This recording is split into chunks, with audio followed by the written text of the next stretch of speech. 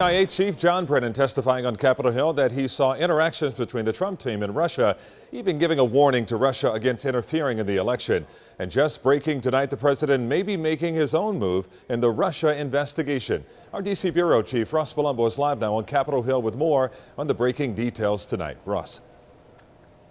Well, Calvin, sources are telling us tonight that the president is in the process of retaining his own private attorney to deal with all things Russia. His name is Mark Kasowitz. It's someone that the president has worked with in the past.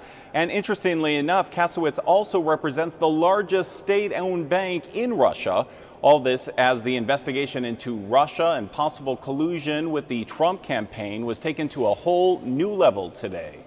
It should be clear to everyone that Russia brazenly interfered and brazenly tried to contact the Trump campaign, the former CIA director now says. I encountered and am aware of information and intelligence that revealed contacts and interactions between Russian officials and U.S. persons involved in the Trump campaign. But John Brennan stopped short of calling it collusion. I don't know. And the two top intelligence officials that the Washington Post says were asked by the president to deny any evidence of collusion also appearing in hearings today. The pace of international conflict. But neither National Security Agency Director Mike Rogers nor National Intelligence Director Dan Coats would comment further. It's not appropriate for me to comment publicly. And the Senate Intelligence Committee speaking on Mike Flynn's refusal to return subpoenaed documents. Now they're sending new subpoenas directly to his businesses. It is even more clear that a business does not have a right to take a fifth if it's a corporation. Meanwhile, the president releasing his budget today to criticism on both sides of the aisle. One Democrat tweeting, "This is where the Trump budget belongs." Another Republican throwing this out. Definitely dead on arrival. It would cut $800 billion from Medicaid, $190 billion from food stamps. A staggering human cost. The budget also boosts military spending, creates a $200 billion fund for infrastructure, and gives $1.6 billion to build Trump's border wall. We have a president that is giving us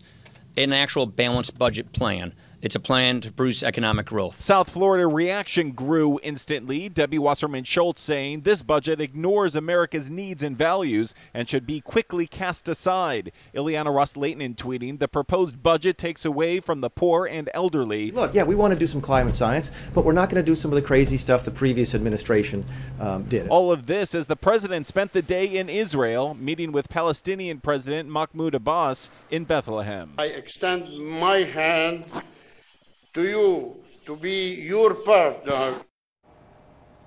Well, the president is now on the next leg of his foreign trip. He is in Italy tonight. Tomorrow morning, he'll be meeting with Pope Francis at the Vatican. For now, it's the very latest live from the Capitol, Lori. Back to you.